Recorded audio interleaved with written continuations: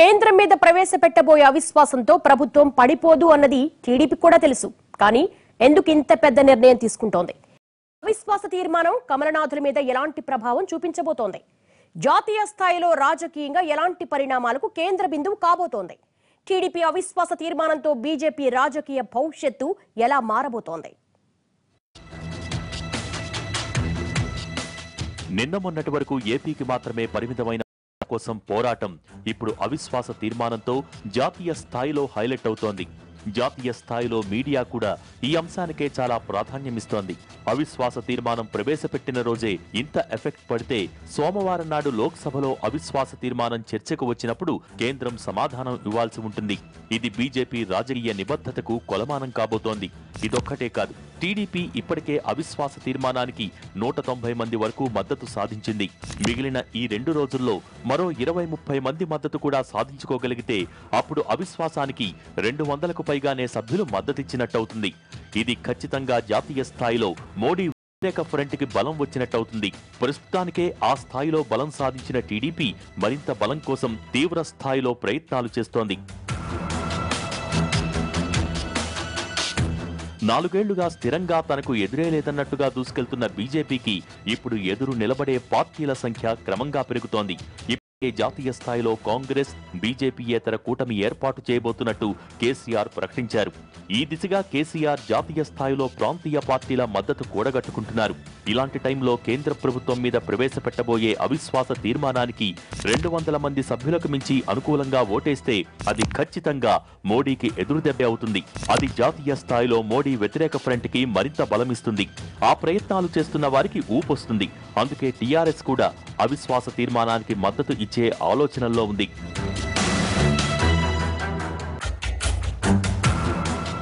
ఒక్క కేసీఆర్ ప్రకటించిన ప్రాంతీయ పార్టీలతో కొత్త కూటమి ఇప్పటికే కాంగ్రెస్ కూడా యాంటీ బీజేపీ ఫ్రంట్ కి పావులు కదుపుతోంది. అందుకే కేంద్రం మీద అవిశ్వాస తీర్మానం అనగానే మరో మాట లేకుండా మద్దతిస్తామని కాంగ్రెస్ ముందుకొచ్చింది. ఇప్పటికే వారం కిందట సోనియా గాంధీ 17 విపక్ష పార్టీలకు స్వగృహంలో విందిచ్చారు. దీని ద్వారా యాంటీ బీజేపీ ఫ్రంట్ కి ఓ వేదిక ఏర్పాటు చేసుకున్నారు. శనివారం జరగబోయే కాంగ్రెస్ ప్లీనరీలో దీనిపై కీలక ప్రకటన చేసే అవకాశాలు కూడా కనిపిస్తున్నాయి.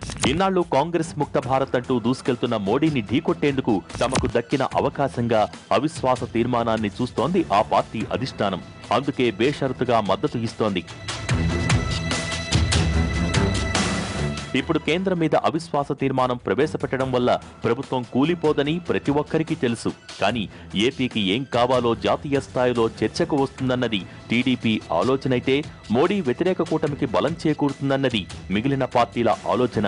అంతేకాదు, సభలో 200 మందికి పైగా సభ్యులు అవిశ్వాసానికి అనుకూలంగా ఓటేస్తే అది ఖచ్చితంగా మోడీ చరిష్మాకు గండి కొట్టేందుకు, రాబోయే సార్వత్రిక ఎన్నికల్లో జాతీయ స్థాయిలో కొత్త రాజకీయ శక్తులు బలపడే ఇప్పటికే ఉన్న శక్తులకు మద్దతిచ్చేందుకు ఇదొక సిగ్నల్ అవుతుంది. జాతీయ స్థాయిలో మారుతున్న భవిష్యత్ రాజకీయాలకు ఇదొక బేస్ అవుతుంది.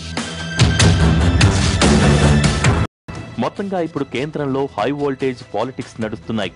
నిజానికి అవిశ్వాసంతో ప్రభుత్వాన్ని కూల్చేంత ప్రమాదం లేకపోయినా బీజేపీ మాత్రం దీని పర్యవసానాల మీద లోలోపల తీవ్రంగా మదనపడుతోంది. ఇప్పటికే బీజేపీ పరిస్థితి పైన పటారం లోన లొటారంలా మారింది.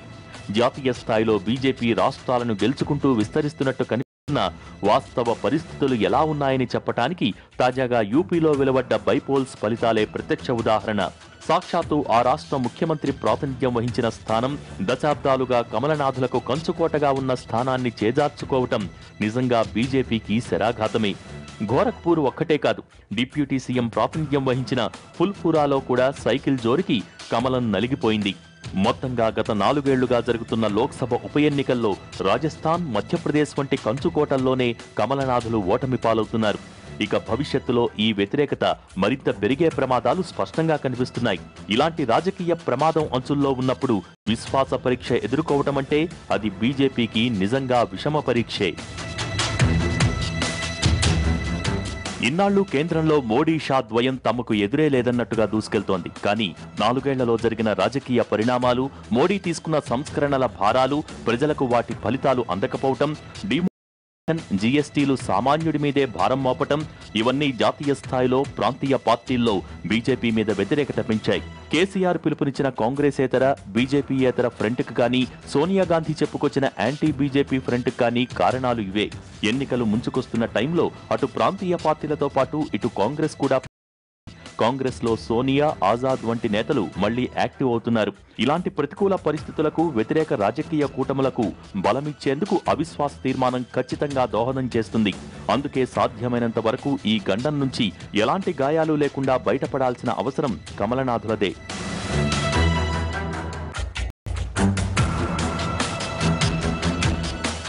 మొత్తంగా చెప్పాలంటే టీడీపీ పెట్టబోతున్న అవిశ్వాస తీర్మానంతో అటు కర్రా విరగదు, ఇటు పాము చావదు. కానీ ఏపీ ఆక్రందనలు, ఆక్రోశాలు జాతీయ స్థాయిలో వినిపించేందుకు అవకాశం దక్కుతుంది. ఏపీకి జరిగిన అన్యాయం జాతీయ స్థాయిలో ఎస్టాబ్లిష్ అవుతుంది. ముంచుకొచ్చే ప్రమాదాలను తప్పించుకోవటానికి కేంద్రమే ఓ మెట్టు దిగొచ్చి ఏపీకి అనుకూలంగా ప్రకటన చేసినా ఆశ్చర్యపోనక్కర్లేదు. సో మొత్తంగా అవిశ్వాసం ఇష్యూలో ఏం జరగబోతోందో తెలియాలంటే సోమవారం వరకు ఆగాల్సిందే.